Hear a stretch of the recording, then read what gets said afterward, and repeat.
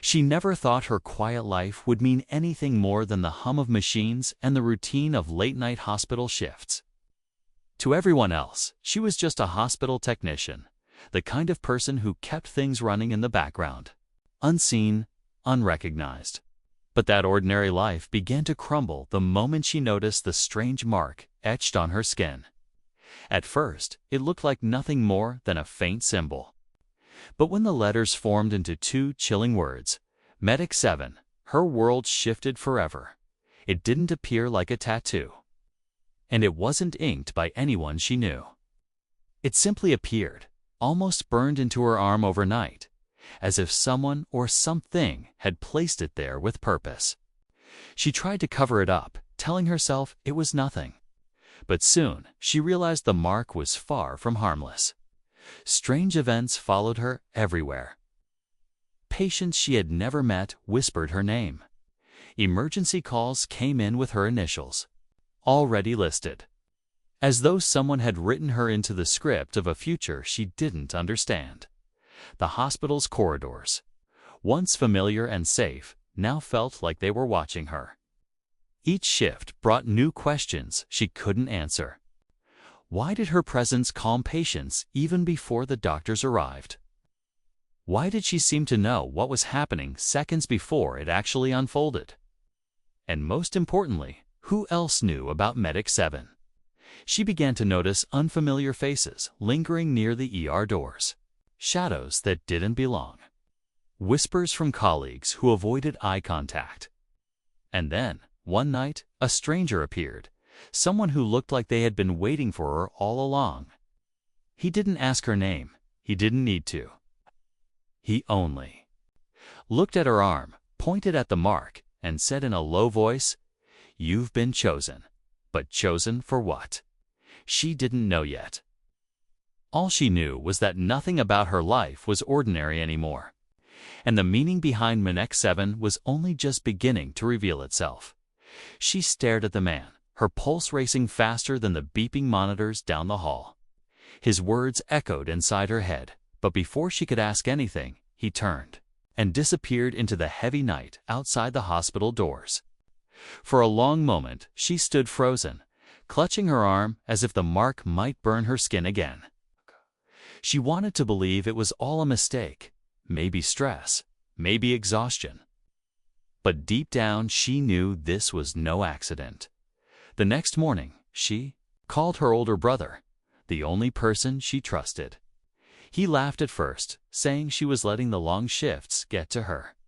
But when she described the exact lettering and the way it appeared, his voice changed. He grew quiet, almost afraid, and said he had once heard their late father whisper about something called Project 7. It was only mentioned once, like a ghost in a story, and then never again. Her father had been a medic in the military, a man who carried secrets locked behind tired eyes. Could there be a connection? She had so many questions, but no answers. The only thing she knew for sure was that the mark wasn't random. It was pulling her into something hidden, something larger than the walls of the hospital, she thought. She knew so well. Days passed, and the strange occurrences only grew. Patient files vanished from the system when she tried to look them up. Security cameras blinked off whenever she walked by. Even her coworkers began acting differently, some avoiding her entirely, while others watched her too closely, like they knew something she didn't. And late one evening, as she was leaving after another restless shift, she spotted the same stranger again. This time he was waiting, not outside, but in her car. Her heart nearly stopped when she opened the car door and found him sitting there, calm as if he belonged. She wanted to scream, but something in his eyes froze her in place. They weren't threatening, but they carried a weight she couldn't explain, like he knew her better than she knew herself. "You can't run from this," he said quietly, his voice steady. Medic 7 isn't just a mark, it's a calling. And whether you want it or not, it has already begun. She gripped the steering wheel, trying to steady her hands. "What are you talking about? I'm just a hospital technician. I fix machines, I check equipment. I don't. I don't do anything important." Her words came out rushed, desperate, but the man only shook his head. "That's what you've been told to believe. But the truth is buried deeper than you think. Your father knew. He tried to protect you, but the time for hiding is over." The mention of her father sent a shiver down her spine. Memories of him. Late nights at the kitchen table, sketching diagrams, whispering names she didn't recognize came flooding back. She had always assumed it was stress from his service, the kind of silence veterans carried. But now, those fragments felt like pieces of a puzzle she was never meant to see. The stranger leaned closer, lowering his voice.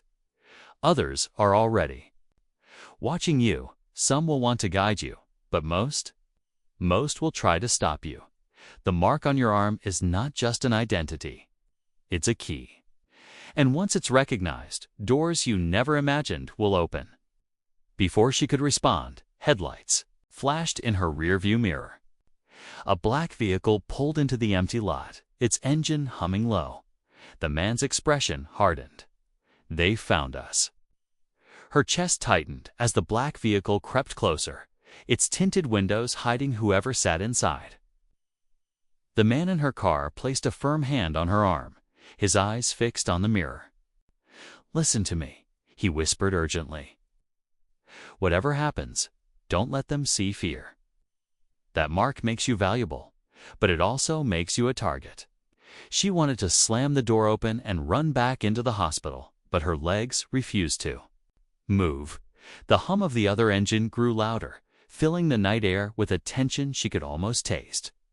Every instinct told her this was the moment her life would change forever. The vehicle stopped just a few feet away. The headlights cut off, leaving the parking lot in heavy darkness. A silence followed, so sharp it made her ears ring. Then, slowly, two figures stepped out. They moved with precision, like they had done this countless times before. Even from a distance, she could see the gleam of something metallic in their hands. Not weapons exactly, but tools, strange instruments that didn't belong to any hospital she knew. Her companion's grip tightened. "They're not here to talk," he muttered. "They're here to take you." Her pulse pounded. Questions swirled through her head. Why her? Why Medic 7? And why did she suddenly feel a deep, unsettling certainty that she already knew? These people, not by face, but by presence, like shadows from her father's past.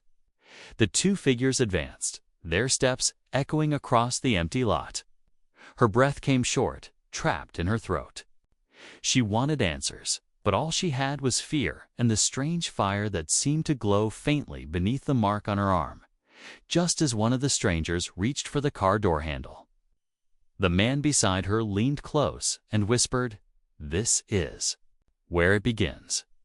Her entire body went rigid as the stranger's hand curled around the car door handle. The silence broke with a sharp click, but before the door opened, the mark on her arm seared with sudden heat. She gasped, clutching it, and to her horror, a faint glow spilled through her sleeve. The men outside froze, their calm precision shattered for the first time. They looked at each other, startled, as if they hadn't expected it to activate. "Not yet." The man sitting beside her whispered quickly, almost like a command, "Don't fight it. The mark is responding because they're close. It knows the danger." But she didn't feel stronger. She felt overwhelmed, as though her own body was no longer hers. A rush of images flashed in her mind, war zones she had never seen. Rows of hidden files stamped with the same words, Medic 7. She saw her father's face, younger, wearing the same glow on his arm. And then, just as quickly, the visions vanished, leaving her trembling in the dark. Outside, one of the men stepped back, pulling out a small device from his pocket. It flickered with blue light, scanning the car. "She's not ready," he said, in a low voice, but the words carried a strange edge of urgency. The other one shook his head. "Orders have changed. We take her now." Her companion leaned forward, his tone urgent but steady. "You asked what your father hid from you. This is it." Medic 7 wasn't just a project, it was a program. And you're the last one who carries it. Her stomach dropped. Last one. Program. None of it made sense, yet it explained everything she had been feeling. And before she could catch her breath, the black vehicle's doors swung open again. More figures stepped out, silent and faceless. Surrounding the car completely, she realized then that this wasn't just about survival. Whatever Medic 7 was, they were willing to risk everything to control it. And she was standing in the middle of a secret war she had never asked to join.